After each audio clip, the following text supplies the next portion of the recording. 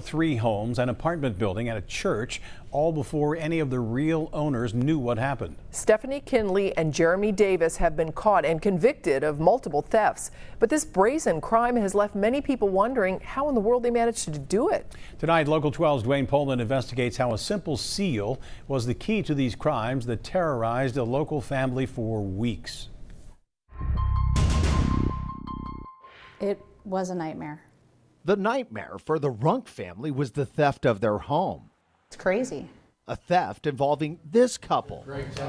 A bizarre claim. He has identified himself as a sovereign citizen. A break-in. There we go. Police being called in. Get your hands up or we can sell. And most importantly, the prosecutor says it involved this, a fraudulent deed. We felt violated. In late January, Stephanie Kinley and Jeremy Davis moved into this home on Hamilton Avenue, owned by Reno Runck and his wife. You wouldn't think it was going to happen to you. But it did. Both Kinley and Davis have been convicted of theft for stealing homes and properties on Hamilton Avenue. But before they were arrested, the pair simply took over the Runck family home. There was just stuff everywhere. Like they owned the place, Yeah. which on paper they did. Yeah. On January 25th, Kinley and Davis filed this deed at the Hamilton County Auditor's office, allowing them to claim the home as their own. But the signatures on that deed are not real. Reno Runck and his wife never signed. I never imagined that someone could just forge a deed and take your home from you. So why did the Hamilton County Auditor and Recorder's offices allow this deed to be filed?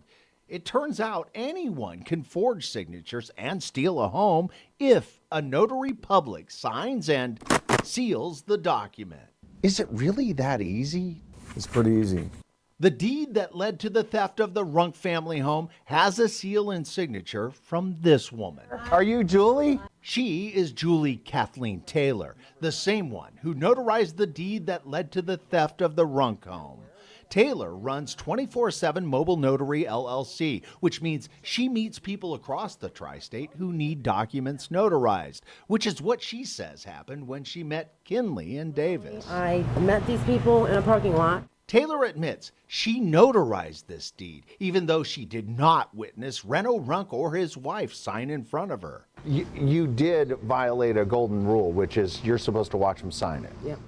Taylor tells me she notarized even though she knew she should not, because Kinley and Davis, she says, convinced her to do it. So in other words, you said I'm not supposed to put a notary Yes. without them being here. Right. And Taylor says she notarized that deed anyway.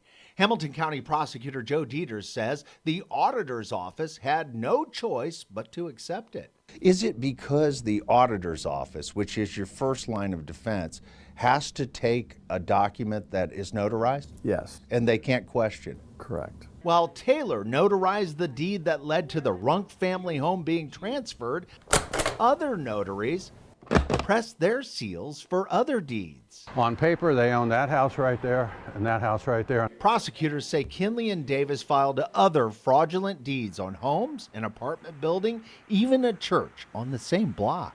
Stolen. Yeah. I have considered sentencing factors under 29. On Wednesday, the couple faced a judge who sent them to prison for 5 counts of theft. You can reject anything you want. Kinley was sentenced to 18 months behind bars. Davis was sentenced to 2 years. One will be 12 months out. While the case is now closed, it does expose a weakness in a system that allows couples like this to steal if they can get that seal. And it can be just like that your home is gone. It's true.